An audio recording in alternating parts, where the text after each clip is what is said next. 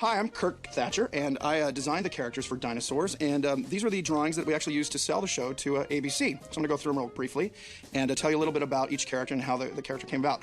This, obviously, is the father, Earl. He was originally designed to be sort of a Jackie Gleason, blowhard sort of father character, and the personal anecdote I'm going to share is that he was designed to look like my brother. He changed from a Hawaiian shirt to a plaid shirt because he turned out he was going to be a tree pusher for a living, knocking over trees.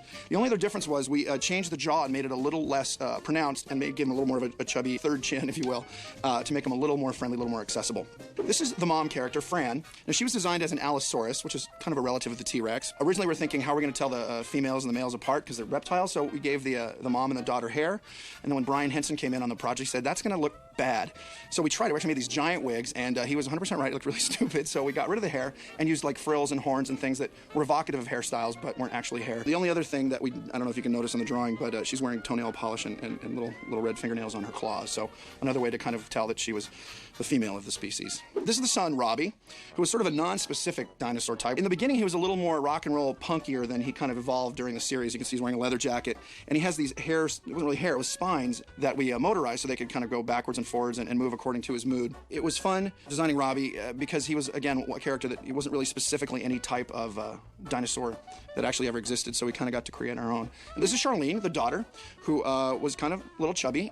And again, we removed the hair, but you can see here she's sort of wearing a style that was very popular in the late 80s, early 90s when we designed the show. And she was sort of like a valley girl, very materialistic, so she's got a little handbag, her nails are done, she's got jewelry and all that. So again, trying to push the character through the animal itself. And again, when we took the hair off and gave her spines, that helped kind of make her look more like a Triceratops or that species. One of the interesting things about the baby character is that he didn't change that much from the original drawing. I think the tail actually, the biggest difference was the tail went straight out the back instead of was as loose as to curl around to the side. And the other thing was a mechanical issue. His eyes couldn't be that close together. But pretty much those things and the little kind of hair thing on top scale were the only things that changed. He pretty much, everyone loved this drawing, and then the guy who did the sculpt in England, Kevin Boyle, did an amazing job of taking this sketch and making a three-dimensional representation of it, and then the puppeteer Kevin Clash did a great job of just making him a funny yet scary baby. This is the original drawing for Ethel, the mother-in-law, and she was initially designed, as you can see, not as what she looked like in the show, but as a pterodactyl who would hang upside down in the closet, she'd hang upside down in the kitchen, sort of whatever room they wanted her to be in, and you would never see her travel. She would just be hanging upside down or kind of swinging a shot with kind of this jangly jewelry and these big bat wings that would flap up and down, which we thought was very funny. It helped sell the idea in the room to the network. But when we got down to thinking about doing the series, we thought this was going to be really difficult because she can never really travel anywhere. You can't do much with her. She's sort of a talking head hanging upside down. Not only was it logistically difficult to puppeteer, but creatively it was difficult to work her into stories. So we changed from this initial idea to Ethel that you saw in the series, which was a more typical kind of anthropomorphic dinosaur design like the rest of our characters, sitting in an electric wheelchair. So it's a little bit of an example of how ideas that seem great and were actually doable through the process of developing a show can change from one thing to something completely different. And that's my story, and I'm sticking with it.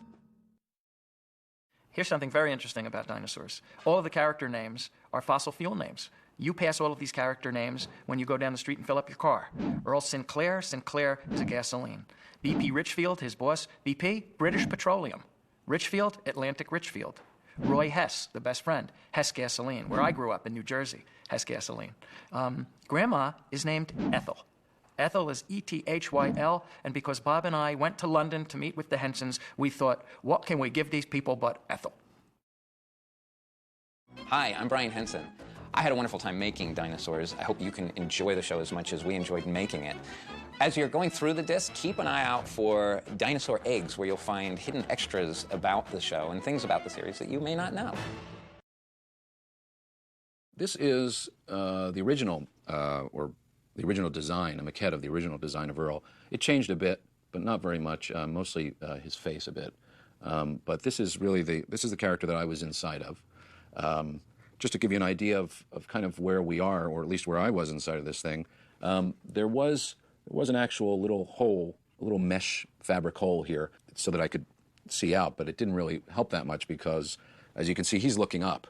But when the head was straighter, all I could see was down and into his stomach. So most of the time, when I could see was through the mouth, when the mouth was open. So if you can imagine my eyes, if his head were a little straighter, almost like that, my eyes would be about where his jaw is. So my head didn't go all the way to the top. It really only kind of went just to the upper lip, in a sense, which is probably where the top of my head was. My arms were where the arms were, except this was about 3 times were 2 times larger probably than my hands, and longer. The fingers were longer. Also, the width, if you can see, the width of his stance, because he was such a big guy, I had to walk with a saddle between my legs. There was kind of like a saddle that was built into the body, and so I was always straddling that. So my walking was always at this wide stance, which made it kind of difficult to do. But the seat helped a lot for resting. Gave me a chance to sit down and just take some of that weight off. So that was a brilliant idea that someone came up with. But yeah, and so then there's this tail. You can kind of get I think he was about 6.5, maybe almost 7 feet tall, and about 4.5 feet around. But yeah, that's, gosh. I'm sweating just thinking about being in there, actually. One thing you might not know is that the series Dinosaurs originally had a laugh track. Why do I have to pay for your family? I just need more money. Nah, way I see it, you don't need more money. You need less family. But I love my family. We didn't want one, but the studio said it's a situation comedy. It's got to have a laugh track. So we produced the episodes, each of the first 5 episodes, with and without a laugh track. They aired with the laugh track. But after about 5 episodes, we all sat down and said, this doesn't sound right. It doesn't look right. And we dropped the laugh track.